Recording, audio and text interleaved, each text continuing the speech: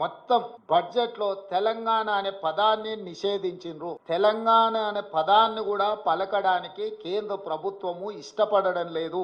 10వ బడ్జెట్ సమావేశాల సందర్భంగా ప్రధానమంత్రి గారు తెలంగాణ రాష్ట్ర ఏర్పాటు ప్రక్రియను తప్పుపట్టినప్పుడు, తెలంగాణ రాష్ట్ర ఏర్పాటు ప్రక్రియనే పార్లమెంటు విధి విధానాలు ఉల్లంఘించి ఏర్పడింది అని అన్నప్పుడు వారి మనసులో ఇంత కక్ష ఉంది తెలంగాణ పట్ల అనేది తెలంగాణ ప్రజలు ఊహించలేదు. వారు మొదటి నుంచి ఎందుకో తెలంగాణ పట్ల వివక్ష కాదు కక్ష చూపిస్తున్నట్టుగా అనిపిస్తుంది. Flash back. ఈ స్టేట్ కి సంబంధించి ఏదైనా ఉంటే నువ్వు రాజకీయ అంశాలకు కాకుండా డెవలప్మెంట్ దీంట్లో నువ్వు యాజ్ యంగ్స్టర్ నీకు ఒక అవకాశం వచ్చింది.